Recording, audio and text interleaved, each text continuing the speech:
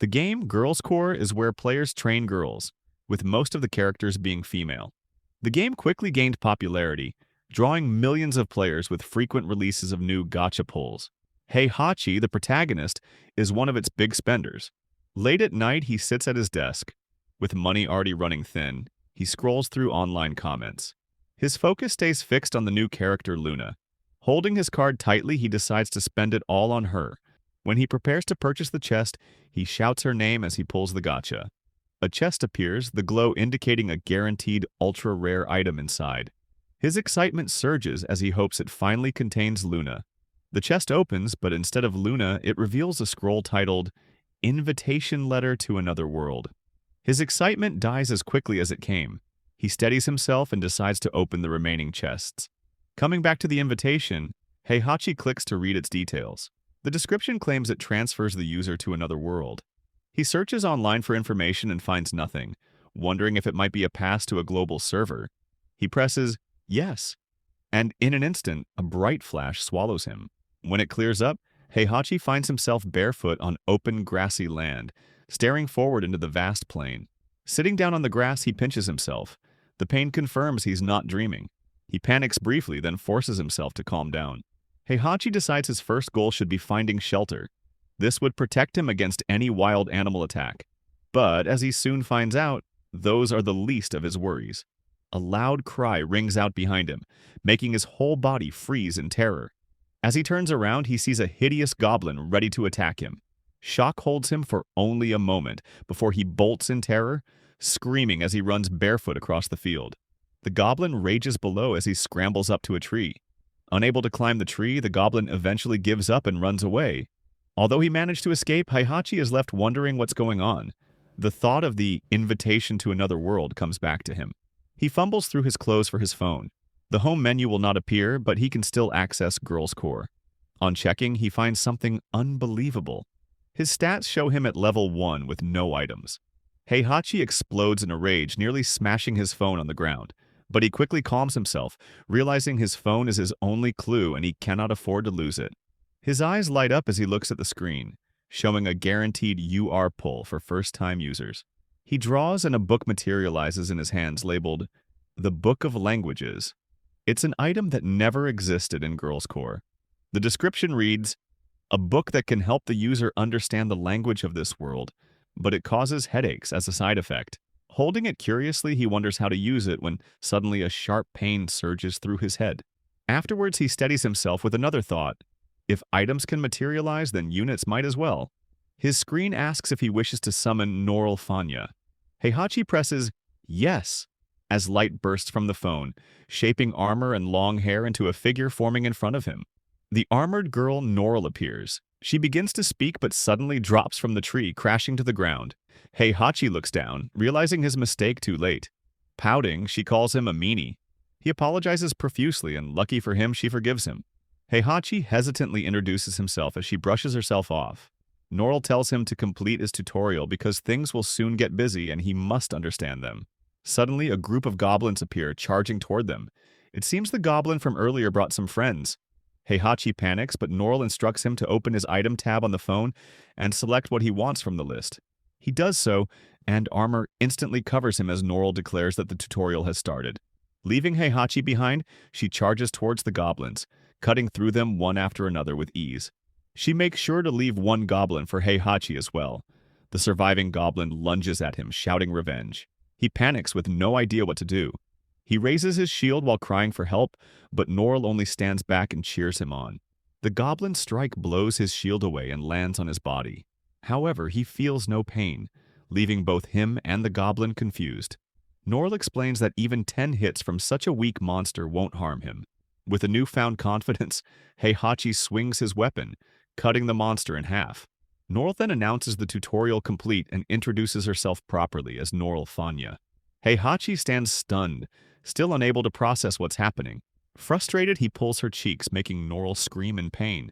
And thus, Heihachi's new life in another world has begun. Heihachi mutters, "Fanya rush," and drags himself forward.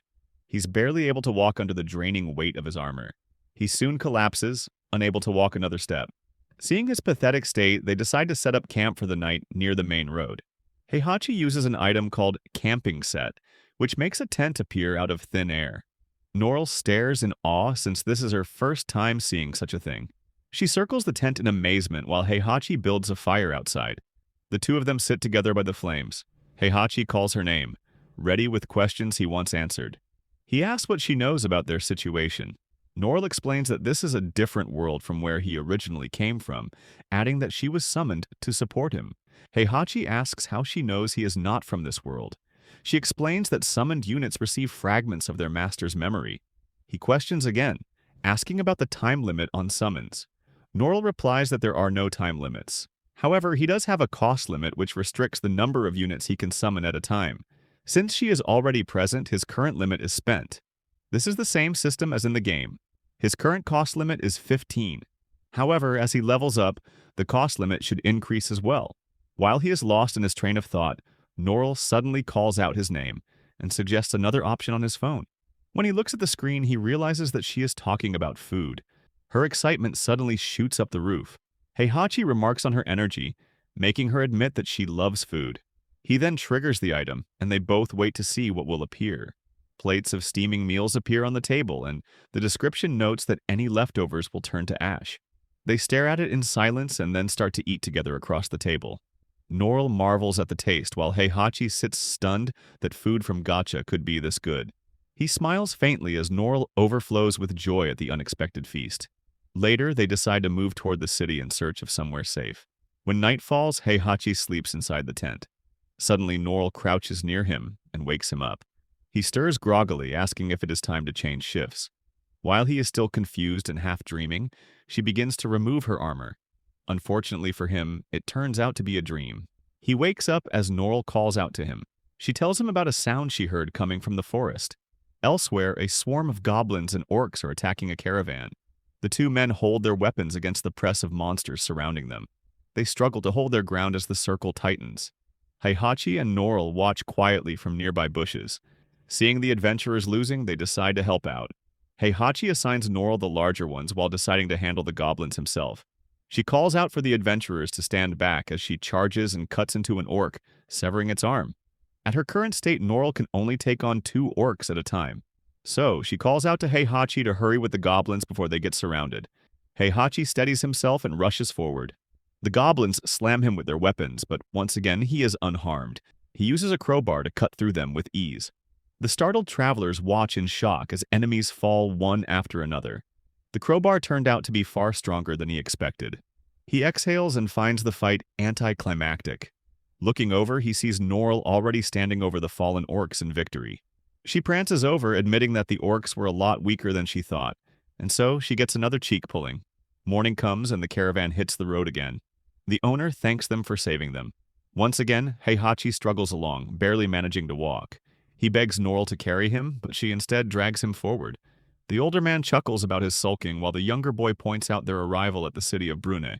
The streets of Brun bustle with life, merchants shouting over one another as travelers weave through the crowd. In the middle of it all, Heihachi and Norl walk side by side, blending into the busy flow. Heihachi quietly counts the coins in his hand, his eyes widening at the reward he received for saving the caravan. The sudden fortune leaves him stunned, but he quickly decides the best use for it is to stay at an inn. At the mention of food, Norl practically bounces with joy, her excitement impossible to contain. They drift through the stalls, exchanging small goods and browsing casually. The smell of roasted meat fills the air, and Norl lingers in front of a vendor, her eyes sparkling at the sight of skewers sizzling over fire. Heihachi, meanwhile, walks half-distracted, scrolling through his phone. His frustration grows as he sees his inventory bare of magic stones and with no clue where to even acquire them. He sighs aloud, wishing he could pull the gacha again. For now, they head toward the inn where the keeper greets them warmly. At the counter, the cost of lodging shocks Heihachi. When he hesitates, the clerk offers a cheaper option, sharing a single room. However, even the thought of that leaves him flustered. He quickly asks for 2 rooms, opting instead to skip out on meals. But that option is completely unacceptable to a food lover like Norl. She insists she would rather share, claiming she wants to stay close to him. Flustered, he fails to argue and ends up requesting a single room. Later that night, he watches her eat with unrestrained delight. As she savors every bite, he scrolls through his phone, pulling up their current stats. Norl's display shows staggering numbers, her equipment granting absurd boosts to her abilities. By comparison, his own status looks pitiful, despite being only one level lower. Heihachi mutters about the unfairness of her ridiculous gear. In contrast, he has a crowbar named Excalibur and a battered pot lid for a shield. Norl points out that Excalibur carries special effects of its own. It glows in battle, however, that's just like putting lipstick on a pig. He longs for proper equipment. When he asks about charging his phone, Norl explains that it restores itself automatically through the world's ambient mana. He then presses her about magic stones and a way home, but she conveniently doesn't know the important stuff. Frustration settles over him as he collapses onto the bed, deciding to sleep it off. Later that evening, Norl also prepares to go to sleep. She takes off her armor and heads to the bath. With only enough coin for one bath, she had asked permission, and Heihachi allowed her without hesitation. The sound of running water reaches him as he sits alone thinking. His thoughts drift toward expenses again, and he grumbles about the cost of bathing. He realizes he needs a steady income before he can even think about returning home. He recalls the advice from the travelers they rescued to register at the Adventurers Guild. Tomorrow, he decides they will go. Norl eventually returns with her hair damp, dressed in night clothes.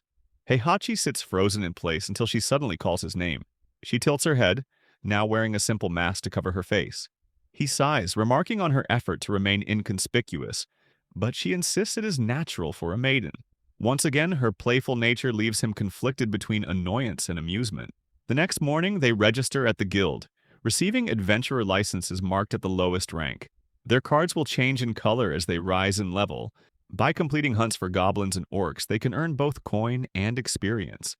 Heihachi warns Norl not to lose her license as they leave Brun and head for the nearby forest.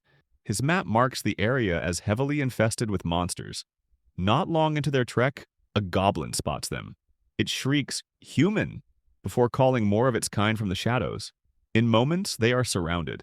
Heihachi freezes while Norl plants her feet firmly, drawing her weapon and shouting for him to stay focused. The battle erupts. Norl's strikes are heavy and precise, cutting down enemies in sweeping arcs. Heihachi fights clumsily but manages to hold his ground. In the chaos, Norl points deeper into the forest. Heihachi follows her gaze and sees a massive figure emerging from between the trees, its dark hide bristling with menace. A black orc. Norl stiffens, recognizing it instantly. Heihachi falters, panic clawing at him. Rare monsters like this are supposed to be terrifying, well beyond his ability. Despite all that buildup, it only takes one strike to decapitate the seemingly fearsome beast. Heihachi stares, dumbfounded, as she lifts the monster meat in triumph and twirls with joy. At the same moment, his phone buzzes. His hand trembles as he checks the screen, his eyes widening when he sees the number of magic stones rising. Rare monsters grant stones. The realization sends a rush of excitement through him. Norl, however, beams simply at the idea of fresh meat. With his mind spinning with new possibilities, Heihachi grips his sword with renewed energy. He rallies beside her, cutting through the goblins with a sudden burst of drive. With his eyes gleaming with magic stones, he tears through the poor creatures. Several days pass in a blur of non-stop hunts. Black orcs fall one after another, and with each battle, magic stones pile up. Heihachi's rank climbs steadily from G to E. Clutching his phone, he trembles with excitement, finally ready to summon again. Norl stands nearby, watching with mild dismay as he raises his arm like a priest about to perform a ritual. Heihachi mutters hopefully, wondering if this time he might finally obtain Luna. However, Norl is there to rain on his parade as always. She explains that ordinary gachas in this world only produce items. To summon actual units requires UR pulls, and even then, there is no guarantee. But there is still hope, since he has enough for one UR pull. He presses the glowing chest on his screen, his heart pounding with conviction. A chest materializes in the air, glowing white. His smile fades. Only SSR. His excitement drains instantly as he pounds the screen in frustration, muttering bitterly that he wanted something better.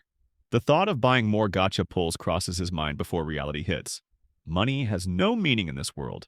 Norl tries to cheer him up by congratulating him on the SSR, but his mood sinks further when the prize turns out to be nothing more than an Excalibur. The same crowbar he already wields. Just as he despairs, the system prompts him to enhance it. Reluctantly, he agrees, and the weapon glows, its stacked effects making it slightly more practical. Still, he sulks, wishing desperately for a proper UR unit. While digging through his inventory, his eyes fall on something odd. A plushie doll. He recalls its reputation from chat back home. Cute, but utterly worthless. With little else to do, he decides to hand it to Norl as a special gift. She stares at the doll, hesitant at first. He insists that it is cute. After a long pause, she finally nods in reluctant agreement. The next day, they return to the guild and accept an urgent quest. A merchant caravan requires escort through Bistros Forest, notorious for black orc activity. The mission involves guarding a carriage to Rubelk Village, a 2-day journey. Heihachi's eyes gleam at the thought of more magic stones. Before departing, he gathers essentials, a magic bag with infinite storage, and a beacon for returning to marked locations. The quest requires 3 members, so they enlist the help of the man from earlier. Green, a D-rank adventurer, greets them and pledges to rely on their strength. As the group prepares, Heihachi notices Norl holding the plushie doll tightly. A strange thought crosses his mind. Perhaps she actually likes it. Testing a new feature, he opens the status app and scans Green. To his surprise, Green's stats appear lower than expected for his level. Curiosity gets the better of him, and he turns the app toward Norl. In an instant, the screen fills with numbers, her body measurements flashing in detail. Heihachi panics, fumbling to hide the phone as Norl demands to know what he just saw. They continue on with their quest deep into the forest. Suddenly, the ground shakes violently beneath them. The carriage driver screams for them to flee. From the distance, a towering figure emerges. A cyclops, its single eye glaring down like a son of malice. Green shouts in horror, insisting that fighting is madness. The subjugation rank for a cyclops is impossibly high. Heihachi hesitates, checking the monster's stats with his phone. The numbers confirm Green's fears. Its strength and durability are leagues above anything they've faced. He turns to Norl, uncertain, but she nods firmly and declares she has a plan. Trusting her, he nods back while Green yells desperately for them not to be reckless. The Cyclops stomps, the earth cracking beneath its massive foot, sending Heihachi sprawling. Norl darts across the battlefield, weaving between crushing strikes. Energy surges around her as she activates her skill. Inspiration. In an instant, her stats double. Heihachi stares in awe as she rushes forward, sword gleaming, and lands a decisive blow, powerful enough to kill. But the Cyclops refuses to fall. Wounded and staggering, it still clings to life. Heihachi realizes its health must be hanging by a thread. Summoning every ounce of courage, he charges. Excalibur pierces deep into its body, like a splinter in its foot. With a final groan, the beast collapses. Heihachi collapses as well, gasping, declaring their victory. But then the ground shakes once more. To his horror, the Cyclops begins to rise. Finally, with a last rumble, it topples for good, its massive corpse crashing to the ground. Norl rushes to Heihachi's side, kneeling to check on him. He turns his head to respond, lifting a trembling hand toward her. At that moment, her mask slips free for the first time, uncovering her face. Completely. Heihachi freezes, staring at her revealed features in shock. Her eyes widen in panic, her cheeks burning red as she cries out. She screams and bolts away, clutching her head in embarrassment. Heihachi sits frozen, watching her flail and screaming at him not to look. He quickly picks up her helmet and offers it back. She snatches it, hiding her face behind the steel, muttering that she has been seen. She declares she is going home, while Heihachi fumbles an apology. Moments later, Norl crouches down in pain, clutching her body. Heihachi kneels at her side. She screams out in pain as he touches her. He wonders perhaps it could be the drawback of her skill. Even so, he urges her to move so they can get back to the caravan. Later, Green and the other man sit by the fire outside, while Norl lies weak and pale. Heihachi tells her to rest. As he steps away, guilt weighs on him, and he whispers that this is his fault. However, Norl assures him that it wasn't. He hesitates, then asks why she hides her face so much. She admits that whenever her face is exposed, she freezes, losing her strength. Even her voice must be controlled to sound like a knight. Heihachi breaks into a nervous sweat when she adds that it is fine if only he sees her face. Stammering, she admits that someone like her must look strange. The words tumble out of Heihachi's mouth before he can stop them. He was surprised, but thought her face was cute. The compliment stuns her into silence. Heihachi immediately panics, realizing what he said. Then, without warning, Norl leaps onto him, declaring that she will follow him forever. The impact makes her wince in pain, and he urges her to calm down. By the next day, Norl has fully recovered. Their group continues the journey and completes their quest, arriving at Rubelk village. Just as they settle, Heihachi suddenly notices a flashing notification. His voice rises in alarm, insisting they must return to Brun at once. Norl and Green stare at him in confusion, but his urgency leaves no room for argument. Back at the inn, Heihachi calls for a strategy meeting. Norl sits across from him, confused as he proudly shows his phone. A campaign banner glows on the screen, but she reacts with little interest. Heihachi nearly shouts that it doubles the chance of summoning UR units. Waving his hand wildly, he explains the time limit and the odds. Just 2%. His plan is simple yet insane. They must gather 50 magic stones a day. Norl's jaw drops upon hearing this. She protests that they usually earn only 5 stones in a single day. Heihachi only leans closer, grinning with determination, proclaiming his unbeatable plan. Her doubts die in her throat as she gulps nervously. The next day, they go deeper in the forest, beyond their usual hunting grounds. A vortex shimmers in the air, monsters pouring out. Heihachi explains spawn point mechanics, outlining his idea. They will camp near these points to rack up kills before moving on. He pulls up a map app on his phone to show the locations, and Norl stares at his confidence with a mix of awe and exhaustion. Battle after battle follows. Norl pants heavily, leaning on her sword, drenched in sweat. Heihachi begs her to keep going, promising he'll do anything. She agrees, and the marathon continues. Day after day they fight orcs, gather stones, eat quickly, then rest. Norl cuts through enemy waves while Heihachi directs their pace, the cycle repeating as stones pile up. By the 5th and 6th days, fatigue sinks deep into their bodies. Norl still fights, but her swings slow, her movements sluggish even during meals. On the 7th day, she finally breaks. She bursts forward with renewed energy, humming as she slashes through orcs, her spirit blazing again. On the 8th day, her attitude completely changes. She mutters about orcs being late, her eyes sharp, her tone feverish. Heihachi watches helplessly, unsure how to answer. Back in town, the strain explodes. Norl brandishes her sword in the streets, mistaking people for orcs. Heihachi panics, restraining her as onlookers stare. She screams about destroying orcs until exhaustion overwhelms her. He drags her back to the inn, where she collapses onto the bed, mumbling about killing orcs even in her dreams. Heihachi sits beside her, worry gnawing at him. On his phone, the numbers glare back at him. 395 stones collected. 2 days remain, and 105 are still needed. Doubt presses hard against his chest. Clutching his phone, he wonders if they can really finish this. With only 2 days left before the deadline, Heihachi tightens his grip on his weapon, ready to go into battle. Norl quietly asks if the plan has changed. He explains that since this is the second to last day, he will join the hunt himself. To ease her burden, he suggests they split into different zones. Norl hesitates, uncertainty flickering in her eyes, but when she sees him clench his fist with determination, she finally nods. Heihachi trembles as he steps into the forest alone, weapon clutched tightly in hand. Growls echo through the trees, and his breath catches as a massive beast bursts out of the undergrowth. He stumbles back, heart pounding, then steadies himself as the monster swings down. With a desperate roar, he leaps forward, his strike colliding against its overwhelming strength. By the final day, his body is battered and bruised. He slumps against a tree, chest heaving, while Norl staggers to his side, her armor rattling with exhaustion. Yet both raise their voices together in ragged relief as they celebrate reaching the 500-stone mark at last.